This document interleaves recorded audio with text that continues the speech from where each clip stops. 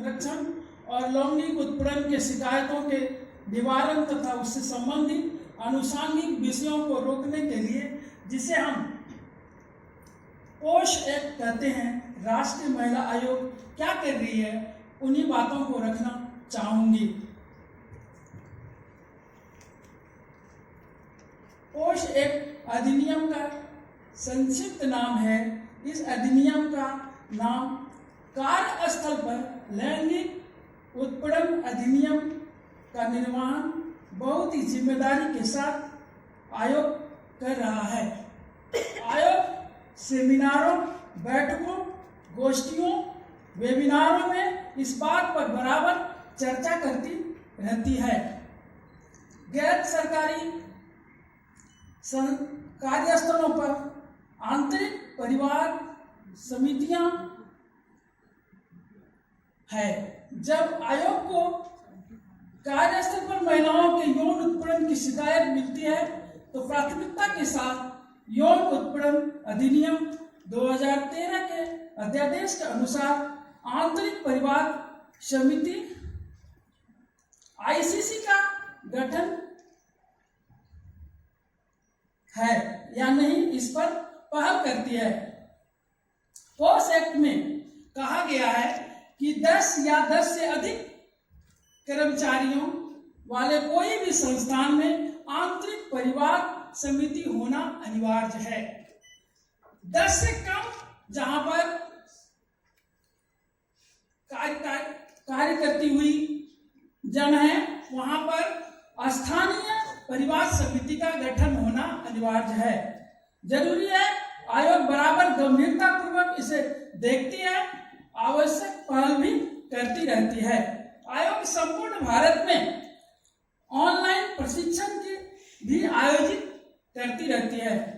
इस एक्ट को सख्ती से पालन कराने के लिए निगरानी भी करती रहती है। सेमिनार भी कराई जाती है और इसके लिए वित्तीय सहायता भी आयोग मुहैया कराती है। इस एक्ट के तहत आयोग निम्नलिखित पहलुओं पर काम की है। पहली काम, जो महिलाएं और पुरुष कामकाजी हैं उनको बराबर वेतन मिले, इसके लिए आयोग सरकार को सिफारिश करके इसे लागू कराने का काम किया है। When the NCW was considering making recommendations, I actually sat through it. So one of my first thoughts is, how does a government, how does a nation, how does a globe define something and set out what is black and white, and possibly even set out what is grey, because there is a lot of grey in this act. Vishal rightly pointed out, we don't know where the line is. The line is for us to draw, the line is for us to perceive. But the point is, we all grew up, frankly, personally I've been fairly decently alright. I haven't faced too much. A few Julies here and statements here and some speaking somewhere outside on the road. Those are the kind of broad comments, but let's not go there. It's really not about oneself, though I believe it is not about person also, because you actually come out with this. But one of the statements I'll share with you. So when I was doing my legal balance program for Doordarshan as lawyer and as a senior lawyer, so somebody would come out and say, you're looking very nice. And I'm not seeking compliments by them, but this was some of the comments. So I said, what about what I spoke? Was that good? So yeah, that was nice too. So, and somebody else would come out and say that your comments were extremely illuminating and you were looking nice too. So anyway, these are the kind of conversations that we're all going through, but as a matter of stereotyping, I would definitely appreciate if one was commended possibly for both. I don't mind the other one at all. I have no such compunctions about it, but the appreciation on content, particularly with people like this audience in the corporate sector, in the workplace, and any other sector for that matter. So also on another note, just going back, I remember reading during childhood, Reader's Digest, a short story. I used to love reading Reader's Digest. And there was this priest, and I don't know why he was classified as a priest, but anyway, he saw a lady boarding a bus, and he went up to her, and he thought she was looking very good, and he actually voiced it and said, "You're looking very good." Good or beautiful, one of the words, I don't remember. But the point is, I looked at it and said, what's wrong with that? If you actually find somebody doing something good, whether intellectually, emotionally, physically, looking good, and you say to somebody, what's wrong with it? But that's where the whole context is.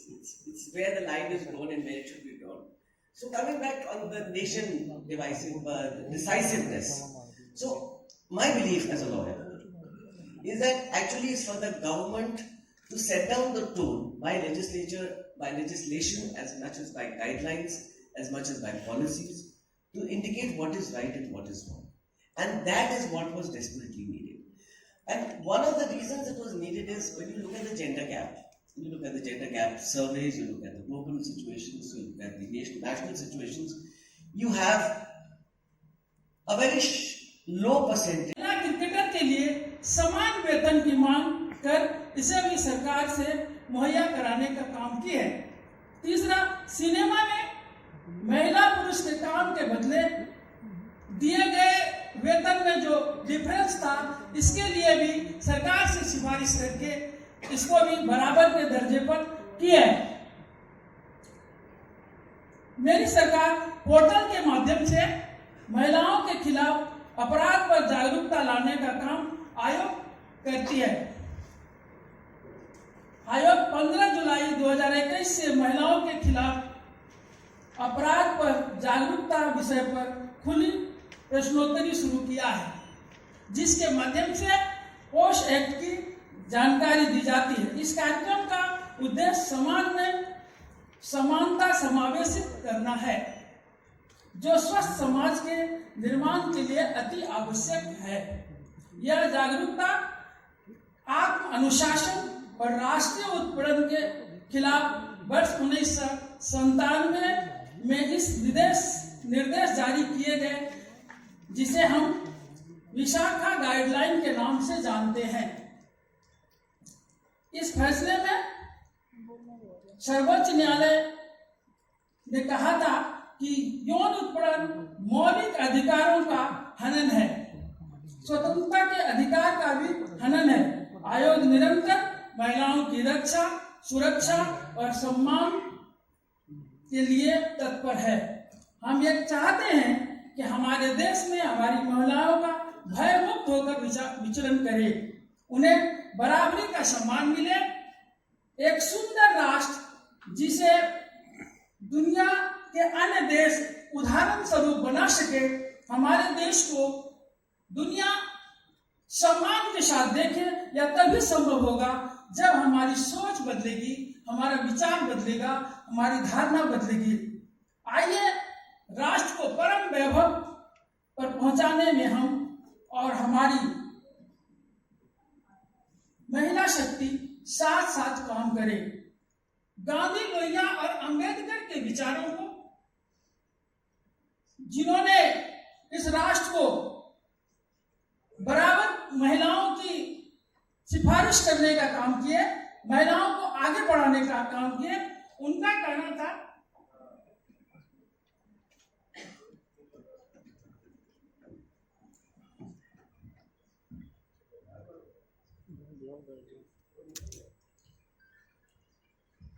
Why? Let me tell you this another feature here. A number of my colleagues, friends, lawyers wanted their daughters to work with me. And they were very sure that they didn't want their daughters to work with, let us say, male colleagues. Now, there was this apprehension that there is sexual harassment and innuendos, other statements. And I quite understand it to some extent.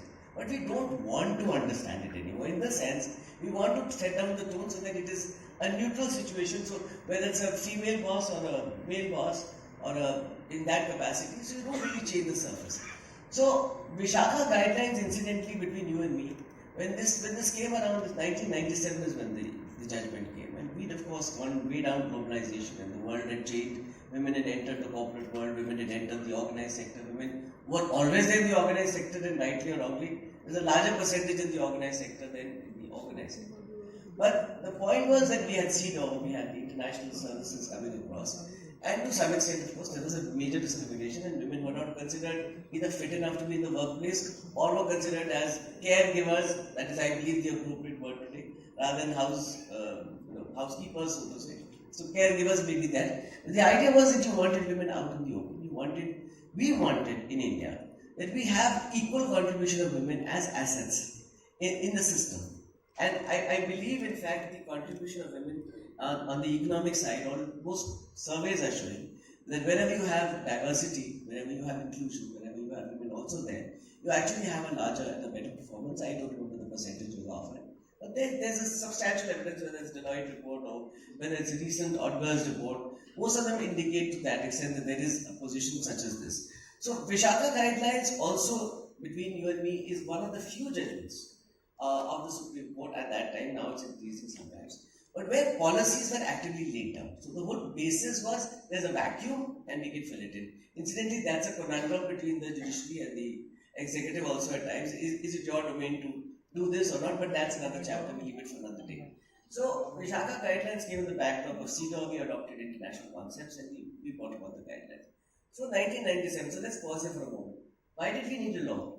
What Supreme Court says is good enough.